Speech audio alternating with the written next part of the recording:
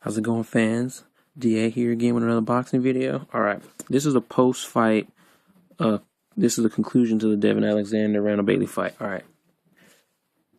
Beginning in the beginning rounds of the fight, I was really hoping that Randall Bailey would use a lot of his experience and a lot of his I guess I like to call it like old guy tactics, and like how Bernard uses the ring and uses a lot of his experience against younger fighters. That's how I expected Randall Bailey to fight Devon Alexander. In the beginning rounds, I saw a lot of, I guess you can say I saw like a lot of mistakes Devon Alexander was making, especially against a savvy veteran like Bailey. He telegraphed a lot of his jabs. Each time he jabbed, he'd move forward a little bit. He would keep doing that like constantly. And at some points during some of the rounds, specifically, I think it was the fourth round, I think it was.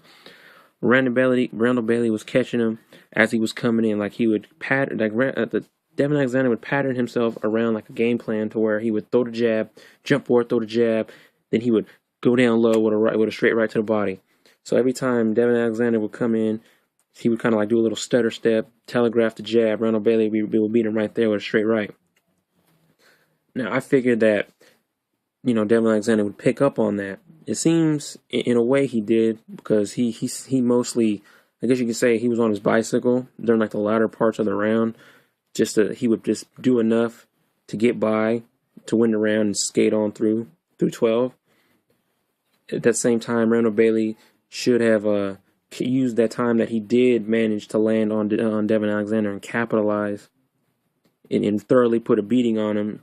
So that way, when it got to the latter rounds, he could like I said, he could have just put the top on it and put him away. But when you have a young guy like Devon, who's very cautious in his fights, I guess it's hard to do anything against someone of that who fights pretty much in that fashion. I like Devon Alexander. I'll watch him every time he fights. However, I'm just growing tired of these excuses that he always gives post-fight. All the rhetoric that Kevin Cunningham, his trainer, always speaks in the media, sports media, about how good Devon is, and he's ready for this guy, he's ready for that guy. I can pretty much say that the only fight that I was thoroughly entertained by and I actually liked was the one Urango fight. Other than that, I haven't been really satisfied with any of his fights, because it's the same crap at the end. He's like, oh, I could have done better. I could have used this a little more. I could have done that a little more. It's like, dude, if you look at each and one of your fights, and then if you look at how you complain or give excuses at the end of each of them, you would think that you would want to do better in your next fight. And it seems like he never does. It's the same drawn out game plan. It's the same drawn out rhetoric after every fight. There has to become a time where this dude really puts, hits the accelerator and starts mowing through cats. And I honestly think that he's not going to be able to do that at 147. And his best bet is to go back down to 140. Yeah, Devon says, "Oh, I feel good at 147. I haven't lost any power or any speed, and this is my weight."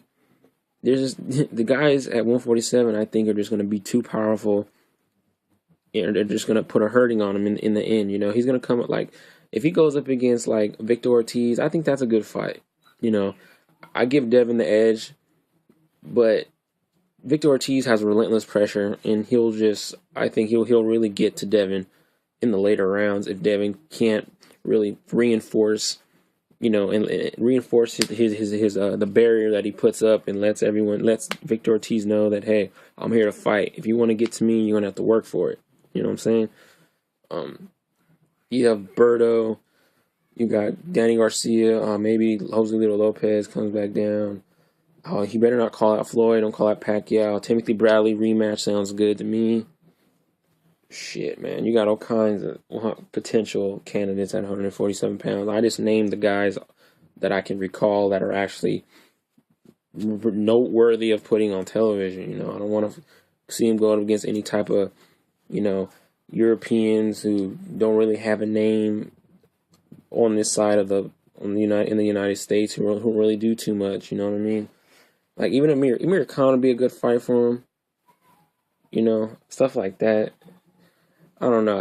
I'm growing. Like I said before, I'm just growing fed up with Devon Alexander and the excuses that he makes. But having said that, you know, a win is a win. I suppose. He's just not. Devon is not just going to win. He's not winning any more fans fighting like this. The crowd pretty much gave their feelings on the fight by pretty much booing at the end of every round. Every time you heard the bell, there was crazy booing. You know, I mean, then again, it is a New York crowd, so who knows what they expect. I mean, Arthur McCaney was doing a good job. He's not one of my favorite refs, you know, at all. I think the dude is a schmuck, but you know, he was in there. He did what he had to do. But you know, like I said, a win is a win. I guess. I guess we'll just have to sit down and read up and look forward to some of his next bouts and see who he chooses and where he goes from here.